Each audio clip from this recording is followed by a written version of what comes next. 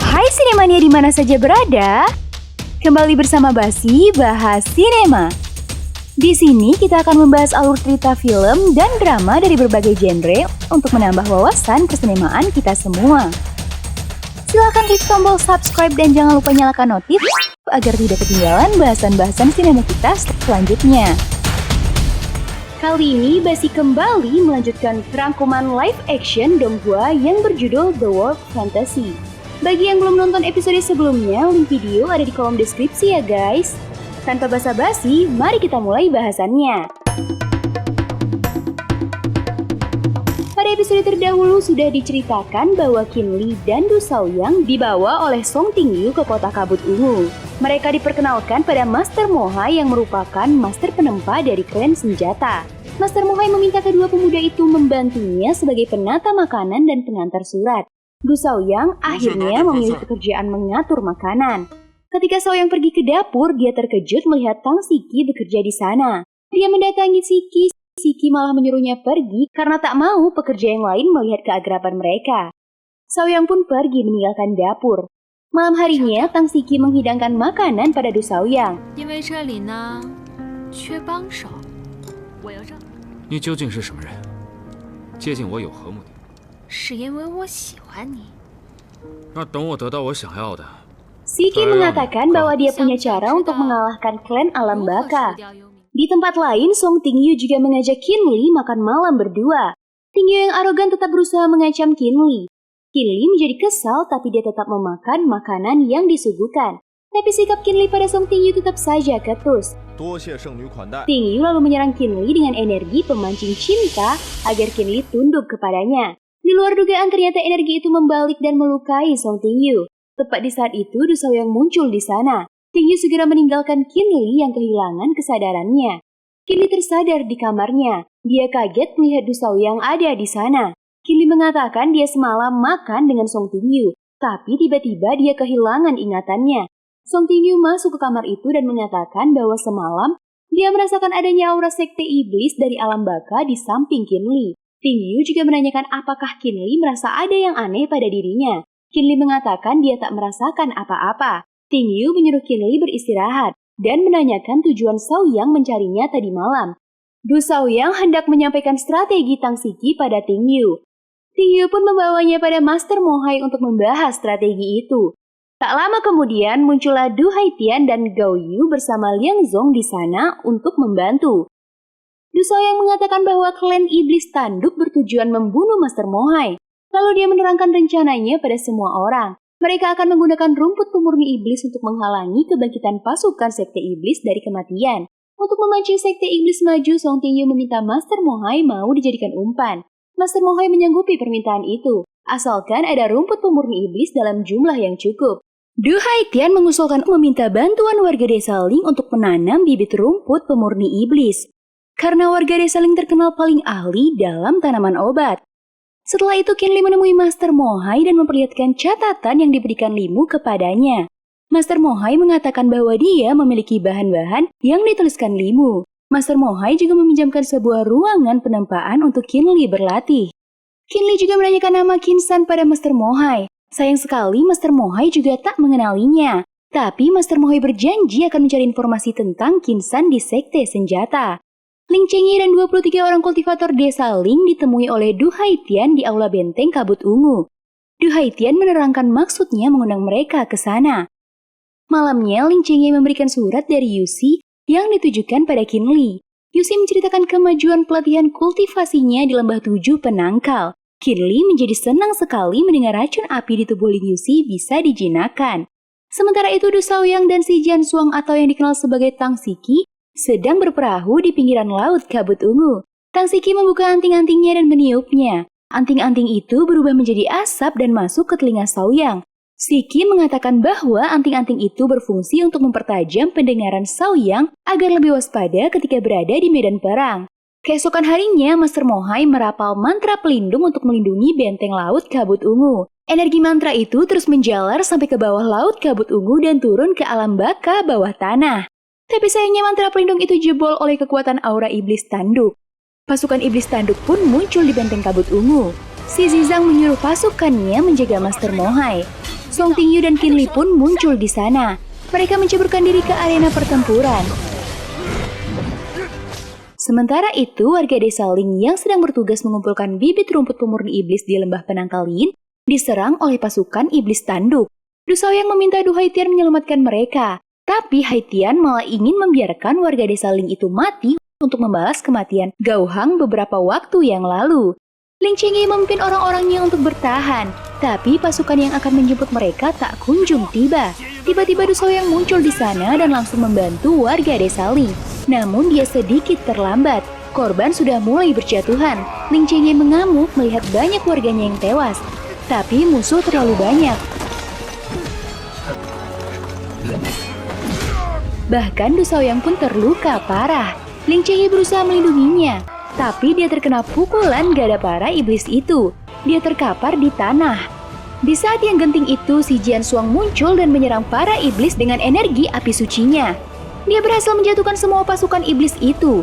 Tepat di saat itu, Du Haitian dan pasukannya muncul. Jian Xuang pun segera meninggalkan tempat itu. Du Haitian menyuruh pasukannya membawa Du Shaoyang. Tapi ketika dia melihat tetua Ling Po masih hidup, dia malah membunuhnya. Kemudian pasukan Pavilion Xingyun memastikan agar tak ada warga desa Ling yang selamat.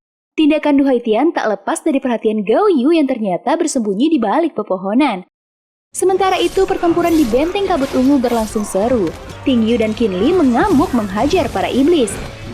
Tapi sayangnya batu petir Qin Li kehabisan energi. Dia terjatuh dan Song Ting Yu pun berusaha melindunginya. Namun Ting Yu juga terkena serangan para iblis itu dan terjatuh menindih tubuh Qin Li. Song Ting Yu merasakan sebuah getaran aneh. Setelah mengusir pasukan iblis tanduk dari benteng kabut ungu, Song Ting Yu mengumpulkan petinggi-petinggi pasukan di aula untuk membahas rencana selanjutnya. Du Haitian yang kembali dari lembah penangkalin melaporkan bahwa dia terlambat dan warga desa Ling sudah tewas semua. Tapi Gao Yu tidak ditemukan di sana. Song Ting Yu menemui Qin Li yang sedang bersedih di depan jenazah warga desa Ling. Ting Yu berusaha menghibur Qin Li. Song Ting Yu sepertinya menjadi lebih lembut pada Qin Li. Tapi Liang Zong menahannya. Liang Zong memarahi Ting Yu yang menggunakan mantra pemancing cinta, tapi malah balik menyerang dirinya sendiri. Liang Zong menyuruh Song Ting Yu untuk menetralkan mantra tersebut. Di kamarnya Qin Li menemukan sepucuk surat dari Ling Chengye. Surat itu menceritakan bahwa kakek Qin mengatakan Qin Li memiliki emosi yang buruk dan mengalami kecelakaan ketika berumur 7 tahun. Qin San sengaja menitipkan Qin Li di desa Ling yang terkenal ramah untuk menenangkan emosinya. Tentang mustika yang tertanam di otak Qin Li dan membuatnya lupa pada masa lalunya, Qin San tidak menceritakan sebabnya. Ling Chengye juga meminta Qin Li menjaga putrinya Ling Yuxi. Keesokan harinya ketika Qin Li akan mengantarkan jenazah saudara-saudaranya kembali ke desa Ling, Master Mohai menemuinya. Master Mohai mengatakan bahwa petir hitam nirwana jika tidak dibarengi dengan gambar formasi spiritual, tidak akan ada gunanya. Master Mohai meminta Qin Li segera menemuinya setelah menguburkan jenazah warga desa Ling. Kemudian Qin Li pun berangkat pulang ke desa Ling. Di perjalanan, Du Haitian mengistirahatkan rombongannya dan memanggil Du Shaoyang. Dia memarahi Shaoyang karena berhati lemah dan tak mengikuti perintahnya untuk membiarkan warga desa Ling. Du Haitian menghukum Du Shaoyang dengan menghancurkan energi kultivasinya. Tapi mendadak, Xia Jianshuang menyerang Du Haitian. Dengan mudah, si Jianshuang mendorong Du Haitian dan membawa Shaoyang pergi dari sana. Qin Li yang sampai di desa Ling disambut dengan tangisan duka oleh warga desa. Mereka kehilangan orang-orang yang mereka sayangi. Gao Yu ternyata sudah berada di sana, tapi dia malah menghindari Qin Li. Qin Li mengejar Gao Yu dan menanyakan apa yang terjadi di lembah penangkalin. Gao Yu mengatakan bahwa warga desa Ling bukan mati karena klan iblis tanduk, melainkan dibunuh oleh Du Haitian. Qin Li terkejut dan marah sekali.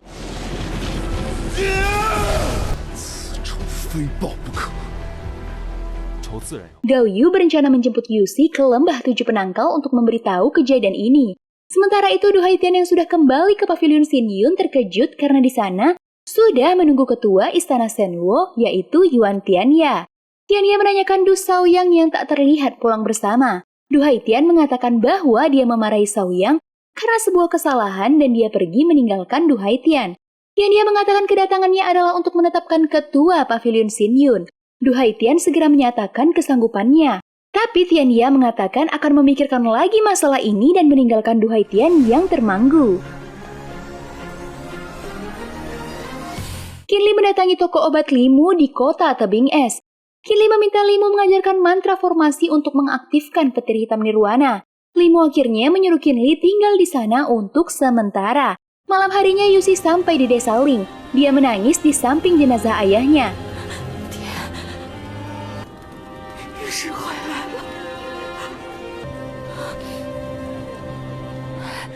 Qinli yang sudah meninggalkan desa Ling menitipkan sepucuk surat untuk Ling Yusi. Surat itu mengatakan bahwa Qinli ingin kembali menemui Master Mohai dari Sekte Senjata. Keesokan harinya warga desa Ling melaksanakan pemakaman jenazah keluarga mereka yang tewas. Suatu pagi, Qinli memperlihatkan kristal petir hitam nirwana yang sudah berhasil dibuatnya pada Limu. Limu mengatakan bahwa kristal yang dibuat Qinli masih tahap awal. Masih dibutuhkan beberapa pengembangan agar petir hitam nirwana menjadi senjata yang amat kuat. Keesokan harinya, Du Haitian menerima sepucuk surat yang memintanya datang ke pusat kota. Ternyata yang menunggunya di sana adalah Qinli. Qinli menantang Haitian untuk membalaskan kematian keluarga Ling. Tapi Du Haitian mengatakan mereka terbunuh dalam perang dengan pasukan iblis. Qinli tentu saja lebih mempercayai sahabatnya Gao Yu. Dia kembali menantang Du Haitian untuk bertarung. Qinli menyerang Du Haitian. Perbedaan tingkatan mereka teramat jauh. Qinli baru berada di puncak ranah Kaoyuan sementara Du Haitian sudah mencapai puncak ranah Wanxiang. Du Haitian menjatuhkan Qinli dengan mudah, tapi dia kembali bangkit.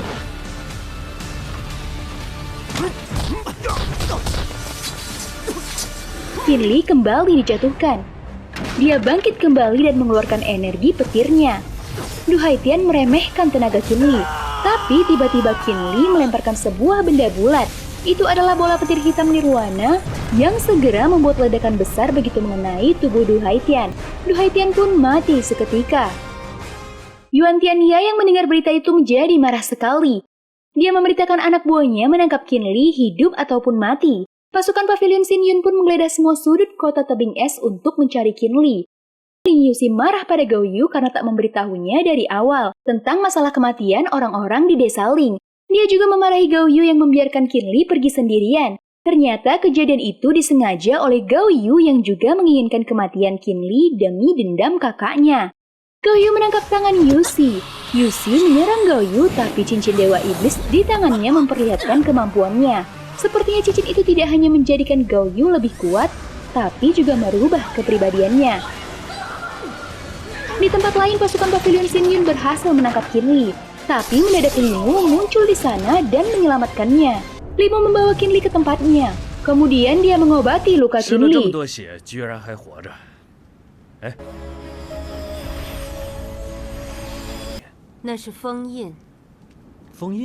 Sementara itu, di luar, pasukan Pavilion Xinyun mengepung toko obat Limu. Yuan Tianya memimpin sendiri pasukannya. Ketika mereka menerobos ke dalam, Fou Li membukukan seorang prajurit. Sadarlah Tianya bahwa dia sedang berhadapan dengan penguasa lembah terdingin. Tianya pun tak berani menentangnya. Tiba-tiba Qinli pun sadar. Limu menyuruh Yuan Tianya mundur atau dia akan membunuh mereka. Mereka bertiga pun meninggalkan tempat itu. Yuan Tianya hanya bisa memandang kepergian mereka. Limu dan Fou Li membawa Qinli ke puncak es di daerah pegunungan yang dikenal dengan dunia beku. Mereka berencana meninggalkan Qinli di sana untuk berlatih menyerap aura es beku selama 3 bulan. Di sebuah gua, Gao Yu sedang melatih kultivasinya. Dia berusaha meleburkan cincin Dewa Iblis dengan kultivasi murninya. Tiba-tiba lewat sepasukan tentara yang sedang mengejar sesuatu. Ketika Gao Yu ingin melihat situasi, muncullah seseorang di sana. Gao Yu langsung menyerangnya. Orang itu adalah ketua klan bayangan hitam di Xiuju. Dengan mudah, Xiuju melumpuhkan Gao Yu. Xiuju heran melihat Gao Yu yang tak mempunyai kekuatan kultivasi yang cukup, tapi memiliki aura iblis yang sangat kental. Sementara itu, di sebuah lembah terpencil, Du Shaoyang dan Si Jianshuang yang menyelamatkannya tinggal berdua di sana. Jianshuang merawat luka Shaoyang hingga sembuh. Kemudian dia mengabarkan bahwa Du Haitian sudah tewas. Shaoyang amat terkejut mendengarnya. Shaoyang lebih terkejut lagi ketika mengetahui bahwa pembunuh ayahnya adalah Qinli yang tingkatan kultivasinya jauh lebih rendah. Setelah 3 bulan berlalu, Fowli dan Limu kembali ke puncak es untuk melihat kondisi Qinli. Ternyata Qinli berhasil menyerap aura beku di puncak es itu. Fowli memberikan mutiara es beku yang merupakan inti dari kultivasi es kepada Qinli. Fowli mengatakan bahwa dia membantu Qinli sebagai balas budi pada kakeknya Qinsan. Kemudian Fowli menceritakan tentang kakek Qin pada Qinli. Fowli memberitahu bahwa gambar formasi spiritual yang dilihat Qinli di mimpinya mengandung aturan tentang langit dan bumi. Jika Qinli berhasil memecahkannya, maka dia akan menguasai mantra kultivasi kuno yang teramat kuat. Kemudian Limu juga minta Qinli untuk menjadikan dasar tenaga es dingin sebagai sumber kultivasinya. Fowli juga menyarankan agar Qinli menyembunyikan identitasnya untuk sementara. Kemudian kedua tetua itu pun menghilang. Di klan Xuantian, Song Tingyu menghadap ayahnya yang juga adalah ketua klan, yaitu Song Ziyuan. Dia melaporkan bahwa siluman penghisap roh sudah berhasil dimusnahkan, dan pertempuran di Benteng Kabut Ungu juga sudah dimenangkan. Song Yuan menanyakan apa yang dilakukan Tingyu di kota tebing es sehingga dia tidak bisa segera kembali ke klan Xuantian. Akhirnya Song Tingyu mengakui bahwa siluman penghisap roh tidak mati di tangannya. Song Ziyuan menjadi sangat marah sekali. Dia mengambil tabung roh kekasih dan menghancurkannya. Di tempat lain, Du Shao yang mengunjungi makam ayahnya. Dia menyesal karena terakhir bertemu dengan sang ayah mereka justru bertengkar.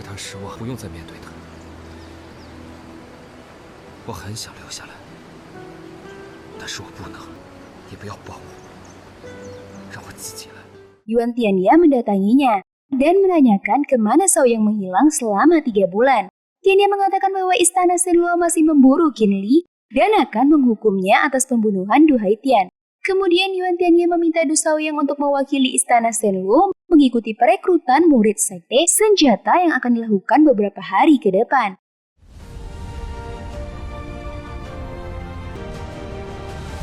Hari perekrutan murid sekte senjata pun tiba. Qinli juga hadir di sana dengan menggunakan topeng. Dia terkejut melihat Yusin yang disangka sudah tewas ada di sana. Tapi ternyata itu bukan Yusin, melainkan Yi Yuan, ketua muda kota laut Kabut Ungu. Du Shao yang juga sudah sampai di sana. Tiba-tiba pintu gerbang klan senjata pun terbuka. Lian Ro muncul diiringi para murid perempuan. Lian Ro menerangkan bahwa para pendaftar harus menggunakan 1 batu mustika sebagai persyaratan mendaftar menjadi murid klan senjata. Setelah menyerahkan batu mustika yang dibawa masing-masing peserta, mereka dipersilakan masuk ke daerah klan senjata. Mereka sampai di pinggir sebuah jurang yang dihubungkan dengan pilar-pilar batu. Ujian pertama adalah menyeberangi pilar batu-batu itu dengan langkah formasi gaib. Lian Ro memberikan contoh. Dia menyeberangi jurang itu dengan gerakan yang lincah. Setelah Lian Ro sampai di seberang, Yi Yuan pun menjadi peserta pertama yang mengajukan diri. Walaupun tidak selincah Lian Ro, tapi Yi Yuan berhasil sampai ke seberang jurang. Tak lama Du Shao yang juga mengikutinya. Qinli juga menyeberangi jurang itu. Dia disambut oleh Yi Yuan di seberang sana. Qinli menyebutkan namanya sebagai Qin Bing. Para peserta yang lolos di ujian pertama sampai di jurang Wuxi. Kali ini mereka harus membuka jalan penyeberangan dengan kemurnian pikiran. Dibutuhkan konsentrasi dan kesungguhan tekad untuk bisa membuka jalan itu. Yuan kembali menjadi orang pertama yang mencoba dan dia berhasil membuka jalan penyeberangan. Kemudian Shao Yang dan Qinli juga mencobanya. Shao Yang berhasil menyeberangi jurang Wuxi. Tapi Qinli tak bisa membuang bayangan pernikahan palsunya dengan Ling Yuxi. Dia tak berhasil membuka jalan dan mundur ke belakang. Qinli kembali ke desa Ling dan menyebahayangi para tetua desa yang sudah tiada.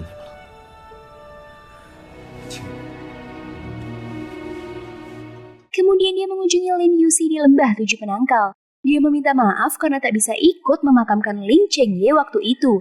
Dia juga mengatakan bahwa dia sedang berusaha masuk ke sekte senjata. Ling Yuxi memberikan sebuah catatan yang hanya boleh dibaca Qinli ketika bertemu dengan Gao Yu. Sementara di sekte senjata, Lian Ru meminta 4 orang peserta yang berhasil melewati ujian untuk memperkenalkan diri. Di jurang Wuxi, Qinli kembali dengan menggunakan portal yang diciptakannya menggunakan mutiara es beku. Dia pun kembali mencoba membuka jalan menyeberangi jurang Wuxi. Kali ini Qinli berhasil membuka jalan itu. Dia sampai di tempat awal penempaan dan disambut oleh Lian Ro. Tanpa diduga, Tang Siki muncul di sana. Ternyata dia adalah murid tertua sekte senjata saat ini. Dia lalu mendatangi Qin Li dan meminta Qin Li ikut dengannya. Si Chen Xuang ternyata mengetahui bahwa Qin Bing adalah Qin Li. Dia mengajak Qin Li untuk sama-sama menjaga dan tidak saling membocorkan identitas mereka. Ternyata Tang Siki adalah identitas si Chen Xuang di sekte senjata. Mereka pun sepakat untuk saling menjaga rahasia. Siki juga meminta Qin Li untuk tidak mengganggu Shaoyang, karena pembunuhan warga desa Ling tak ada hubungannya dengan Du Shaoyang. Sementara itu, kedua murid baru di sekte senjata Peng Fang dan Ouyang King membawa Du Shaoyang menemui dua senior mereka, yaitu Zhu Jin dan Zhang Yin. Kedua senior itu adalah bekas pengawal pavilion Xing Yun yang memiliki dendam dengan Du Shaoyang. Mereka berniat membunuh Shaoyang saat itu juga, tapi Yuan muncul di sana. Su Xin langsung menyerang Yuan dengan ganas. Yuan terlempar. Shaoyang segera membantunya dan menyuruh Yuan meninggalkan tempat itu. Zhang Yin segera mengejarnya, tapi Yuan pun menghilang. Sementara itu, Qin Bing dikejutkan oleh seekor ular yang bisa berbicara. Ternyata itu adalah penjelmaan Yuan yang melarikan diri dari Zhang Yin. Dia meminta Qin Bing membantu Shaoyang yang sedang dikeroyok 4 orang. Qin Bing segera menuju ke ruang penempaan. Dia muncul tepat ketika Du Shaoyang berhasil dilumpuhkan. Ketika mereka hendak bertarung, Lian Rou dan Tang Siki muncul di sana. Tang Siki marah dan mengeluarkan kedua murid senior itu dari sekte senjata, serta menyuruh untuk menghancurkan kultivasi mereka sehingga mereka akan menjadi orang awam. Sementara Peng Fang dan Ouyang King diberikan hukuman 2000 cambukan. Tak lama Master Mohai muncul di sana. Dia menyuruh Tang Siki dan Lian Rou meninggalkan tempat itu, dan dia berbicara dengan Shaoyang dan Qin Bing. Rupanya Master Mohai mengenali Qin Li yang sedang menyamar. Dia juga mengatakan jika mereka berdua punya dendam yang harus dibalas. Silahkan melakukannya di luar sekte senjata. Qin Li dan Du Shaoyang pun berbicara di pinggir hutan sekte senjata. Qin Li mengatakan bahwa dia tidak punya dendam pada Shaoyang karena Tang Siki sudah memberitahunya bahwa Shaoyang justru berusaha menyelamatkan warga desa Ling waktu itu. Du Shaoyang masih berencana untuk bertarung dengan Qin Li. Dia akan menunggu setelah mereka keluar dari sekte senjata. Qin Li menerima tantangan Du Shaoyang. Kemudian Qin Li mengobati luka Yuan. Dia menanyakan bagaimana cara Yuan bisa berubah menjadi seekor ular. Yuan mengeluarkan sebuah cermin dan mengatakan cermin itu bisa membuatnya berubah wujud. Melihat cara dan gaya bicara Yuan benar-benar membuat Qin Li merasa berhadapan dengan Yuxin. Dia memeluk Yuan dan Yuan menjadi salah tingkah. Di suatu tempat yang bernama Alam Sinabar, salah seorang ketuanya adalah Hua Tiangong. Ternyata dia adalah orang yang menyamar menjadi Tuan Hua, ayahnya Hua Yuxin. Dia berbicara dengan seorang kakek tua yang bernama Qin San. Dia adalah kakek Qin Li yang meninggalkannya di desa Ling. Ternyata Hua Yuxin hanyalah tokoh ilusi yang diciptakan oleh Huan Tiankong dengan meniru fisik dari Yuan, ketua muda kota kabut ungu. Yuxin diciptakan untuk membentuk karakter Qin Li sekaligus melindunginya di saat genting. Itulah sebabnya kenapa Yuxin yang tak memiliki tenaga kultivasi bisa menghalangi Qin Li dari amukan petir langit ke-9 waktu di lembah kesepian. Keesokan harinya, di aula utama sekte senjata, Master Mohai mengatakan bahwa pintu alam gaib akan segera terbuka. Pintu itu berada di kaki gunung bara api. Di dalam alam gaib banyak terdapat mutiara-mutiara sakti dan juga makhluk-makhluk siluman yang memiliki mustika sakti. Master Mohai memberi kesempatan para murid sekte senjata untuk pergi ke sana begitu pintu terbuka. Setelah menerangkan panjang lebar, Master Mohai memanggil Du Shaoyang. Sementara murid-murid lain diminta mengikuti Lian Rou. Master Mohai mengajak Du Shaoyang ke rumahnya dan berkenalan dengan istrinya Feng Rong. Feng Rong adalah orang kedua di pengawal tombak darah yang amat terkenal. Shaoyang mengatakan bahwa dia ingin bergabung dengan pasukan tombak darah. Feng Rong meminta Shaoyang menangkap siluman Huan Yu di alam gaib. Jika Shaoyang berhasil, maka Feng Rong akan merekomendasikan Shaoyang untuk mengikuti pelatihan pasukan tombak darah.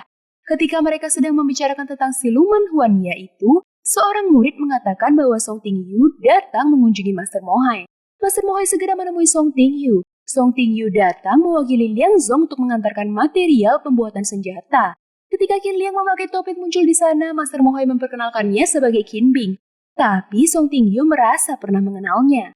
Hari perburuan pun tiba. Masing-masing sekte mulai bersiap. Sekte 7 penangkal juga datang diwakili Luli dan Ling Yuxi. Yuxi terkejut melihat Yi Yuan yang amat mirip dengan Yuxin. Akhirnya portal alam gaib pun terbuka. Mereka segera masuk ke sana. Setelah semua masuk, muncullah tuan muda istana Shenlou, yaitu Yuan Xiao di sana. Sementara itu, para murid yang berada di dalam alam gaib seperti menembus kekuatan dinding yang tak terlihat. Begitu melewatinya, mereka menjadi berhalusinasi.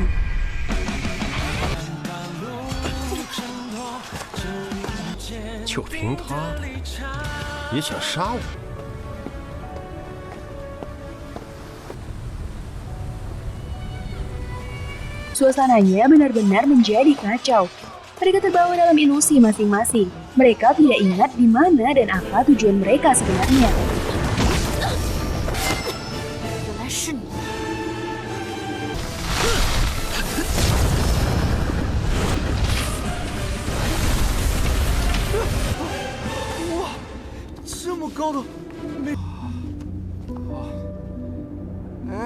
Sampai pada saat Qin Li menyadari bahwa itu hanyalah ilusi. Semua kembali ke dunia nyata. Tapi Song Tingyu yang sempat dihajar Qin Li tersadar dalam kondisi terluka. Qin Li merasa yakin bahwa mereka semua sudah berada di perut siluman Huan Yu. Dan ilusi yang timbul adalah perasaan terdalam yang masih tersimpan di hati mereka masing-masing. Mereka memutuskan untuk mengambil darah Huan Yu itu dengan mengiris pohon-pohon yang ada di sana. Itu membuat Huan Yu kesakitan dan memuntahkan mereka keluar. Mereka kembali berada di hutan alam gaib. Karena sudah mendapat apa yang dicari, mereka berniat untuk keluar dari alam gaib itu. Tapi ternyata Yuan Xiao menunggu mereka di portal keluar. Yuan Xiao meminta supaya mereka membagi apa yang mereka dapatkan di alam gaib dengannya. Tentu saja para murid itu keberatan. Terjadilah pertarungan antara para murid sekte gabungan dengan Yuan Xiao dan para pengawalnya. Tiba-tiba seorang pengawal menangkap Yuan Xiao dan memukul lehernya. Jejak pukulan itu menimbulkan urat-urat hitam. Yuan Xiao pun tewas di tempat. Siapakah pengawal yang mengkhianati dan membunuh Yuan Xiao? Dan apakah Du Xiaoyang akan berhasil bergabung dengan pasukan tombak darah? Akan kita bahas pada episode selanjutnya. See you guys!